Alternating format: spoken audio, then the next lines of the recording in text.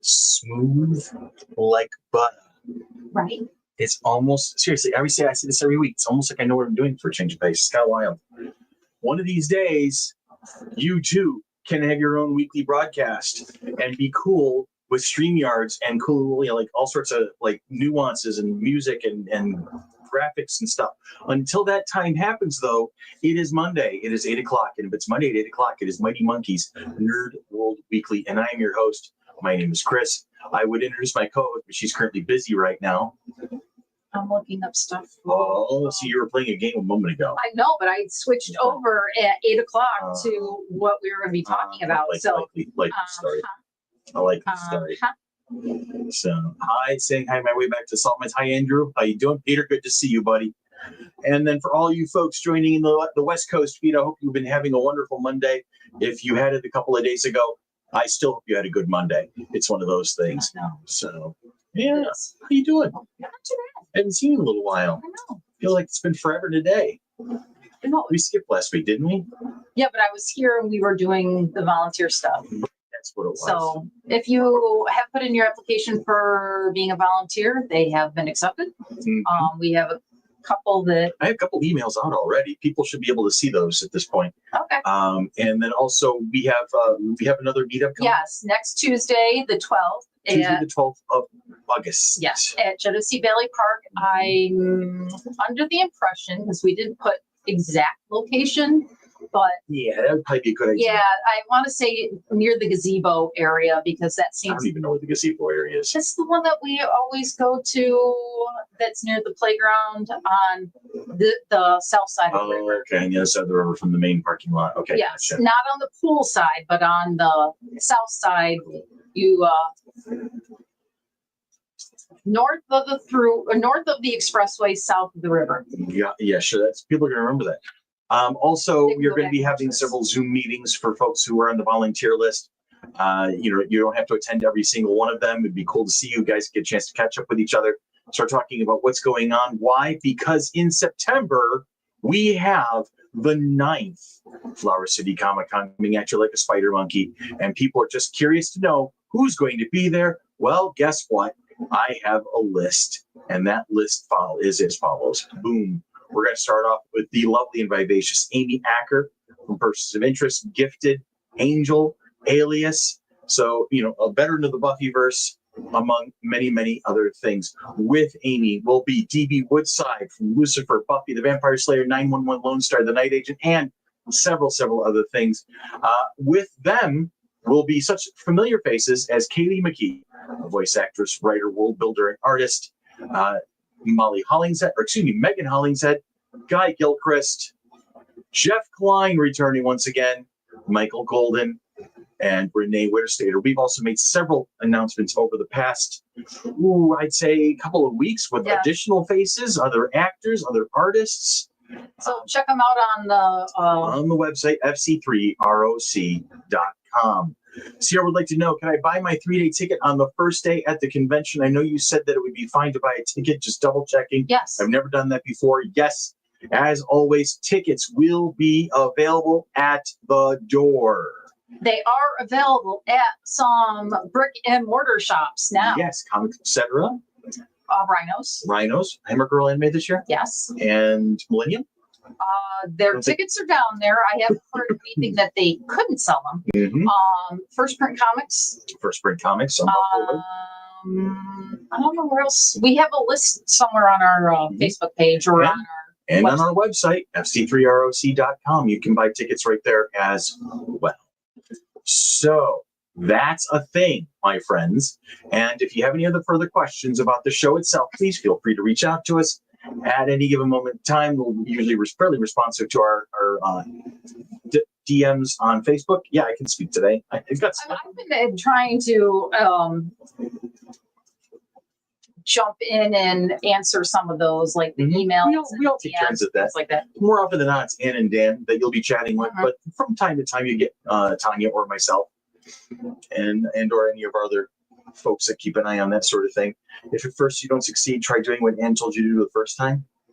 It's one of those Facebook shirts Yeah. or whatever. Yeah, that works. It's like, How much would it cost for a 3-day ticket? I don't want to actually go short change. I honestly don't hold know, on. but she can tell you because she's good at that sort of thing. Go onto our website. Mm-hmm.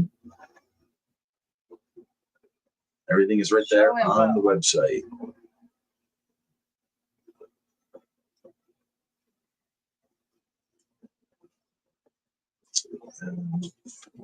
This dead air brought to you by Keebler. Okay. Is the 9 Doctor coming to the con? No, Peter. No, he's not. Friday, Saturday, Sunday, weekend plus pass. $50 pre-sale, $55 at the door There you have it. There you have it. for all 3 days. Fun-filled, the 12th, 13th, and 14th. So, all right. What are we talking about tonight? Are we talking? Hang on. Local locations. It's on our, definitely on our website. Is it? First Print Comics, Okay. Etc., Hammer Girl, and Place for Life. Millennium Games. So Okay. right now, not Rhinos, Got it. but not. Sorry, Chet. No, we might not have just gotten out there or not. I'm not sure. But yes, Well, he's carried them for us in the past. yes. But there's 5 places right now. So So tonight we're talking about these people. Oh wait, no, hang on. These people. No, wait. still not. Definitely not these people. Nope. These folks right here, the first family of Marvel, the Fantastic Four, who had their first MCU movie come out in full these past couple of weeks. Fantastic Four, First Steps.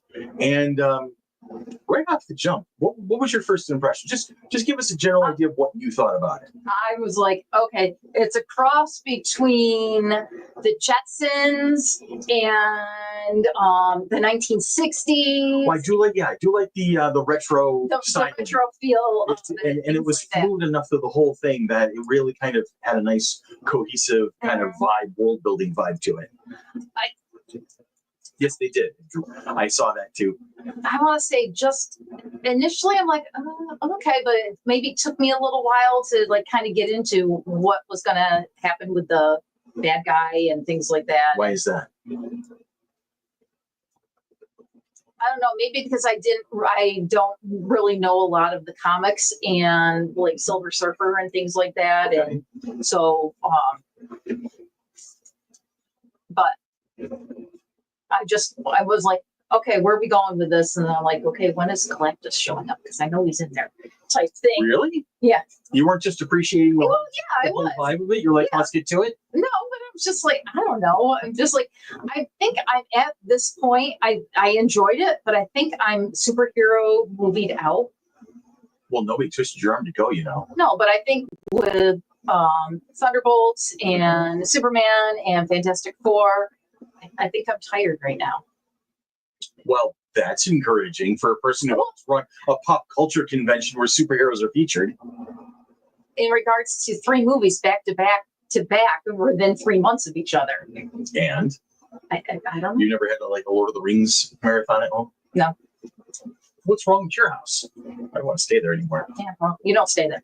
That's fair. There's a reason for it. You don't do Lord of the Rings marathons. Yeah, well. Yeah, that's important. You heard it here first. Tanya is about to quit the No. MCU, maybe the DCU too. No. I think you're right. Don't putting words in my mouth. I think whatever. I think No. he's got a point. No, but I'll let you know, Superman made me a DC fan, In that, I think which is I normally have not really usually. enjoyed watching social media explode over Superman. People finding it accessible and fun, and people piggybacking on what you and I were talking about when we reviewed Superman. Mhm. People being happy about it. Like the edgelords are pissed off because they want their dark and edgy and brooding bullshit. But the rest of the world, however, is like, yeah, this was what we needed right now. This was good, and I think Fantastic Four kind of brings that forward as well. Now, friends and family at home, we are at this point starting to breach into what we lovingly call spoiler territory. So if you have not seen Fantastic Four yet and you would like to actually be a little on the surprise side, because they really don't give the whole thing away No. in the trailers, now would be a good time to go ahead and kind of scooch off into the sunset, go watch the movie, and then come back later and catch us on as what Andy used to call the West Coast feed later down the road. So with that being said, You have been duly warned. I know. And Here I we was go. just going to go, oh, one of my favorite parts is when the dog did that. I'm like, no, that was Superman. See, You know what? I think it was really good. It was just, I think it was lovingly crafted to bring that vibe forward of what the Fantastic Four was back when they were first created in the 1960s by Jack Kirby and Stan Lee, mainly Jack Kirby. It was fun to see that it's a different universe. Right off the jump, you find out that this is taking place in Earth 828, which the normal MCU is Earth 616, right? And 828 being a nice nod to Jack Kirby himself, the creator of the Fantastic Four, who was born on August 28th. That's his birthday. So I thought that was a great kind of holistic nod overall. So I think it was a great move to do that because you weren't bogged down by the MCU that way. You weren't trying to explain why the Fantastic Four didn't show up to help with Thanos because they didn't exist in the MCU. They're not on that. Right. Timeline, which I thought was a really nice touch to kind of like just separate them. And if you notice, I don't know if you figured this out or not, but there's not a lot of main cast. You got the four, all right, and then eventually you have the Silver Surfer. Not even Galactus is actually a main character. No. He's more of like the kaiju at the end kind of thing. And then you have some supporting folks, their assistants and some like regular faces, but for the most part everybody else was just kind of like background extra, and you had in essence your 5 main characters and that was it. It all surrounded around the Fantastic Four and Shia LaBeouf, played by Jennifer Gardner. I can't, oh my god, I am terrible at names these days. Bring that up for me, please. Got the cast. You got the cast. You just had the cast. You just pulled away from the cast. Julia Garner. But then you have your Joseph Quinn, Eben Moss-Bachrach, Vanessa Kirby, and Pedro Pascal. If you need a franchise rescued in any way, shape, or form, you obviously call Pedro Pascal. He is in everything these days. He's in The Last of Us. He's in Star Wars as the Mandalorian. He's just everywhere, absolutely everywhere. And you know what? Can't get enough of him. The dude is cool. I saw preview, or I don't know if it's fan thing, of Pedro Pascal sitting in like an X-wing or fan casting right now. Is it? Yeah. Okay. I don't, because Din Djarin has an N1, a modified N1 starfighter, Nubian N1 starfighter that he cruises around in. So it might be Mandalorian in a cockpit of that type, but I don't think they're actually doing anything with him where he's in an X-wing. I don't know. Oh, you know what? I know exactly what you're talking about. Somebody put him in as, it was a meme, as Biggs Darklighter. Luke's best friend, the one who dies in the trench run in the original Star Wars movie. Why would you do that? But they were trying to basically say this is going to be like a prequel movie and he's going to star as Biggs, and I thought that's funny, but it was complete fan casting. Because I'm like, going on there. So that's why I'm like, so we're going to circle back around and talk about the movie we were actually asked to talk about. And Scooch. Okay. Let me get back to you. Playing your game? No. All right.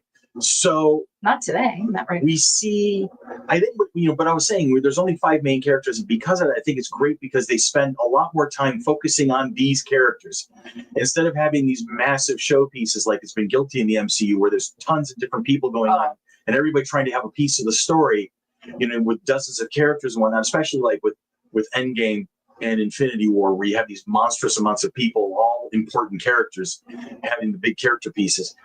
This gave the Marvel Universe a chance to just focus on these people, to see Reed Richards and his, not so much insecurities, but his the way he focuses and drifts and thinks about, he's focusing on his science, and sometimes he doesn't have his foot completely in reality. You have Ben and Johnny and the perfect banter between these two characters. Yeah. Oh my God, watching Ben and say it. I'm not gonna. That's not. No, it's clobbering time. That kind of a thing. Hey, Jenny. I thought it was just great to see how they all interacted with each other, and it just really showed that Vanessa Kirby's Sue Storm definitely is the heart of the team, the glue. And Sue has always been kind of even before the children characters came along, with Franklin and Valeria and the rest of the Future Foundation, Sue was definitely the strength and the spine that held that forced them together. And Vanessa Kirby nailed it, in my opinion. I think she did a phenomenal job portraying that person who was the quiet center, holding these four people, these in this interesting situation moving forward. And Eben Moss-Bachrach as Ben Grimm became one of my favorite characters in the movie very quickly, because he brought a wonderful humanity. Right. And that's always been Ben Grimm's thing. The thing himself has always been wonderfully human, even when his exterior has been this rocky, Gollum-esque type of thing.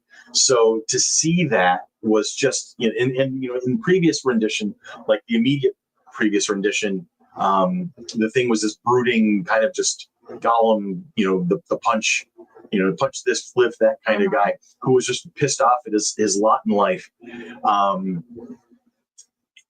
that was kind of like it was with Michael Chiklis's Ben thing in the original 4-packs, the doubles. Oh my God, I'm stumbling through English right now. I'm looking forward to Flower City as well, Jenny. Thank you. So anyway, I had a thought and it wandered off. I hate that when that happens. My God, I'm getting. Well, I never saw the original movie. Like the two with Jessica Alba. No, I saw that one. Well, the original one is like TV series. Or? It's no. It was never even released. It doesn't exist. It was made specifically to try and preserve having the rights in one particular publisher's hands. They made it, but they never released it. And there's been stills and pictures and clips wandering around from time to time, but that particular cast never got to really see the light of day. Okay. As Andrew pointed out, that cast from the original one from the 90s actually got to have a cameo in this new movie, which is great. Yep. A little nod. It says all the key actors from the first Fantastic Four movie have cameos, including Alex Hyde White, Reed Richards, Jay Underwood, Johnny Storm, Rebecca Stabb, Sue Storm, and Michael Bailey Smith, Ben Grimm. Yes. So that's this group. Hang on.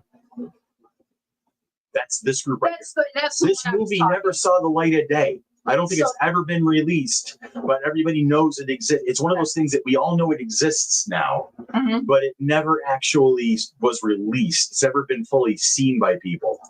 And there's actually, it's funny, it's a blink and you miss it. But there's one scene where people are getting whisked away to Molandia when Galactus is about to attack, and you see four people standing on a transporter pad, and it's these four, and they're standing in this formation, and then they get zapped down, and it's the cast of the original, the unreleased Fantastic Four movie. So that's kind of a thing I've noticed. Pedro Pascal studied an octopus to get an idea of how to convincingly display Mr. Fantastic's elastic limbs. Yes, I was always reaching and stretching out and whatnot. Yeah.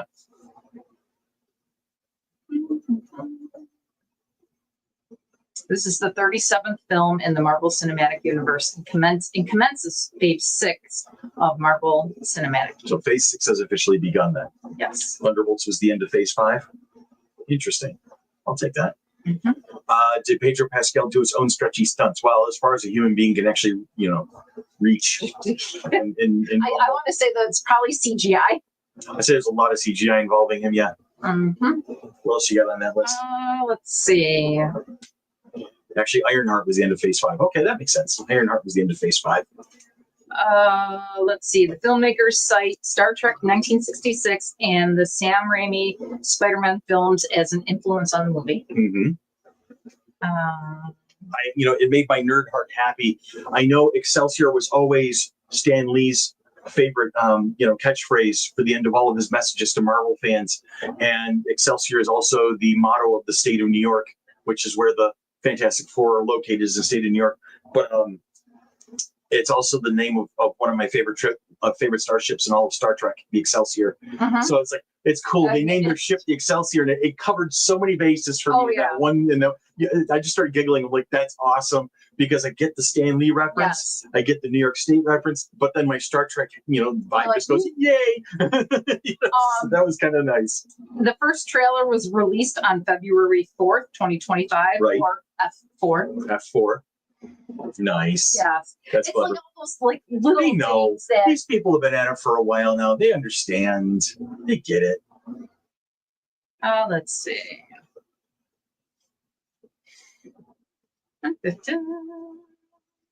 Yeah, you got to be more rapid fire. See, I'm looking.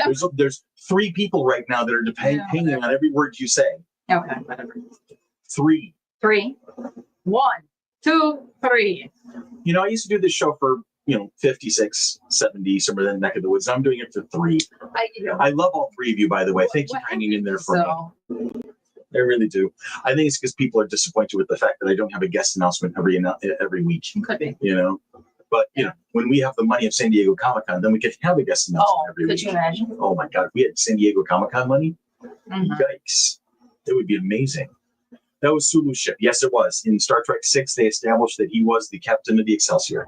I did like that the logo at the beginning was animated to fit like the 1960s theme. It like really, whatever that. I love the whole vibe. The movie was just really good. I enjoyed it. I give the Fantastic Four First Steps high marks. I love that movie, and that and Superman are the first 2 superhero movies I've seen in a while that I want to go back and see again.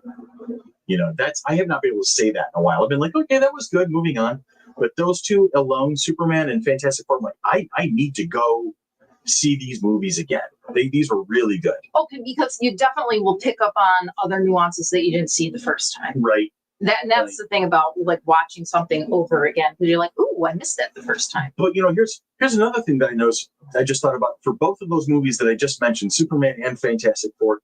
They weren't origin stories. They didn't get mired down in how this all happened. They were already established characters in their world. The world building itself was very efficient and very immersive right off the jump to make you feel like you're in that area as quickly as possible. And you see how they interact with things and how everybody interacted with them. Superman, that opening sequence was just inspired. And with Fantastic Four, boom, they are like, everybody knows that they're like the celebrities, and they're treated like the celebrities they are. And it's like that in the comic book where they're treated like those celebrities. So it was just really nice to see how they kind of like, all right, we know these characters. We're just going to dive in and get it over with. Right. You don't need to see how every single superhero got its start, which I think is very good. Honestly, I think the only 2 origin stories that ever needed to happen were Iron Man and Captain America, and then the rest of them could have just been like, let's dive in and go for it. Right. But that's the story entirely. That's an entirely different conversation. What else you got for me on trivia? I don't have trivia. I have some quotes. Johnny Storm. I don't tell you how to drive the ship. Don't tell me how to kill sexy aliens. Joseph Quinn as Johnny Storm was inspired. He was just, it was great to see how he was the comic relief and the hothead and all the things you'd expect from Johnny Storm, but also the depth of Johnny Storm. People don't realize, because they see the comics, they see the cartoons, they see the some other renditions in previous movies, but he also has a depth to him. There's a reason that he was one of those 4 astronauts in the first place. He earned a place to be there. It wasn't just because he was Sue's brother. He was a very capable person. He was a good pilot, right up there with Ben. He was intent and loved to be curious and entertain those things. So to see him have that whole sequence where he figured out how to communicate with the Silver Surfer and then pull it off, and everybody was so impressed. But that's Johnny Storm. That's what he's capable of doing. So another quote: Johnny speaking Shalabal's language. Ben Grimm. How? He barely has a grasp on the English language. But just the banter that goes back and forth, it was like definitely like siblings. It was so much fun to watch Ben and Johnny being a proper Ben and Johnny. They gave him very adversarial relationships in a lot of the earlier movies. Like with the Jessica Alba ones, they were very kind of like, they were frenemies at times, but also adversarial. But this was finally that there were the 2. Ben's the older brother, Johnny's the younger brother. Is how they really had that vibe going. I loved it. Ben going, hey Johnny, your girlfriend's back. Yeah. Whether a character is famous or obscure, not every superhero story needs to be 2 hours of origin. Batman 1989 wasn't an origin story, and even even as the first, it contained all the information you needed.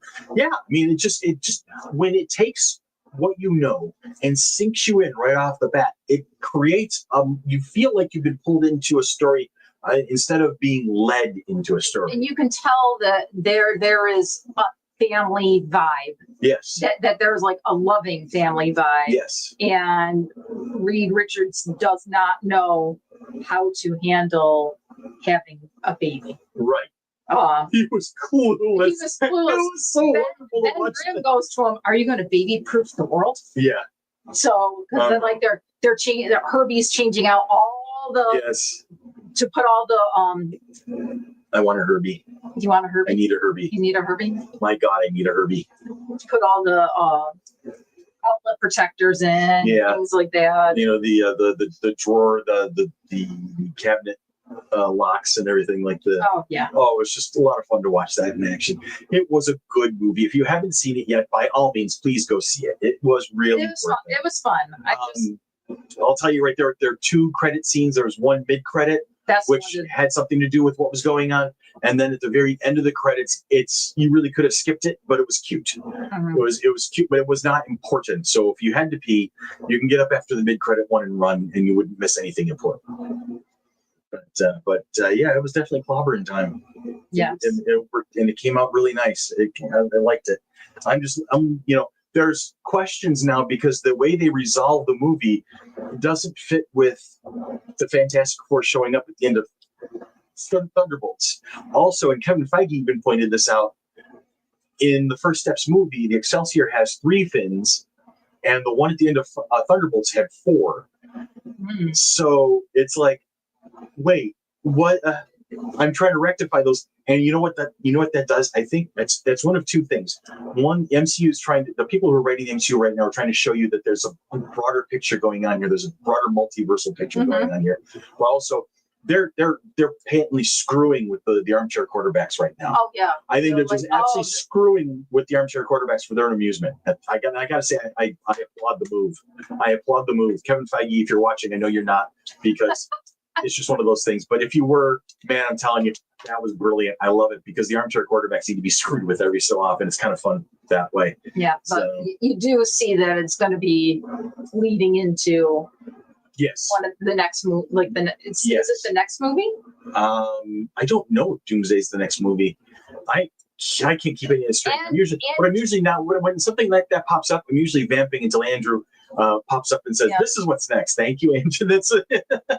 The next Marvel shows are Wonder Man in December and Daredevil season 5 around March, but the next Marvel movie isn't until Spider-Man: Brand New Day next July, which is good. And I think that touches on something you were talking about. You've got the superhero fatigue right now. And Kevin Feige was recently quoted as saying they're recognizing that they overwhelmed people. I mean, this was the 37th MCU movie in 15 years.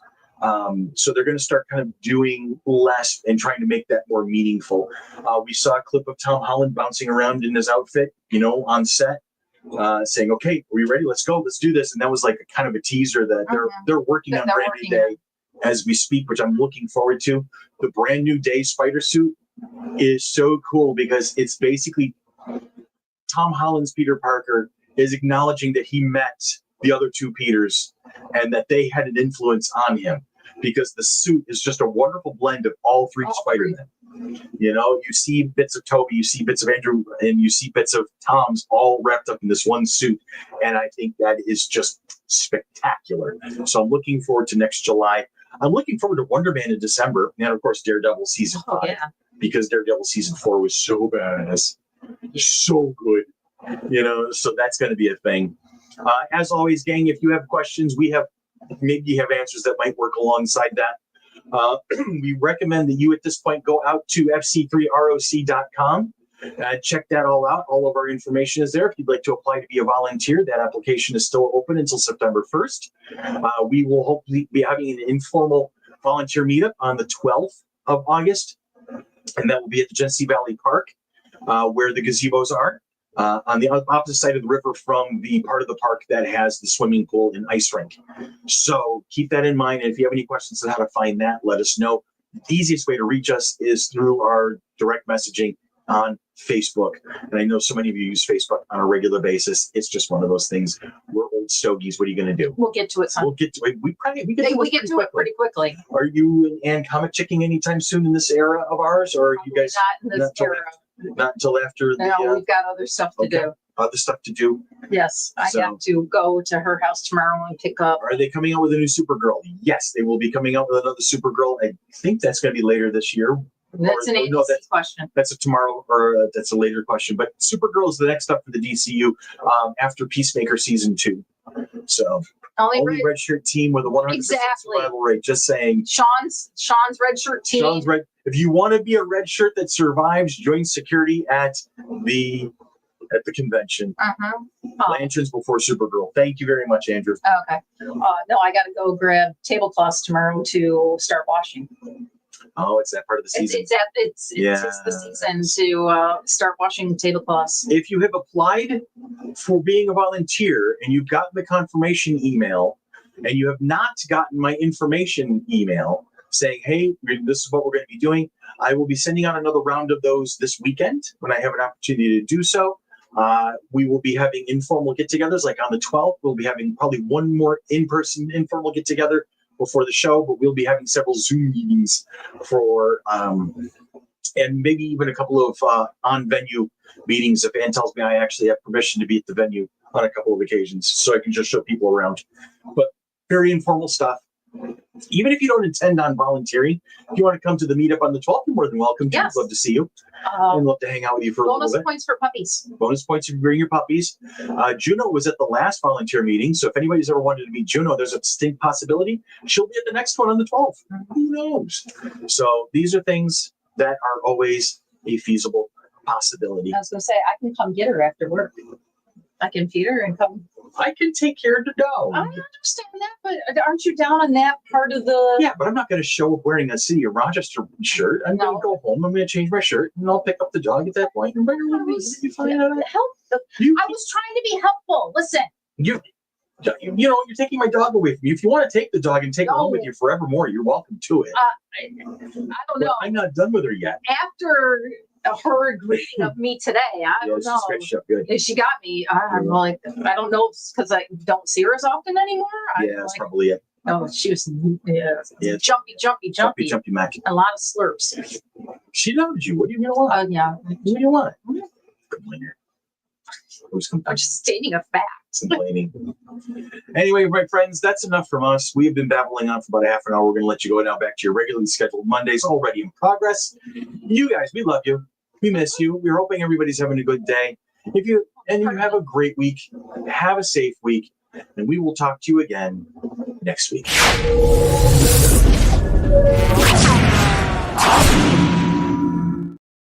Excelsior!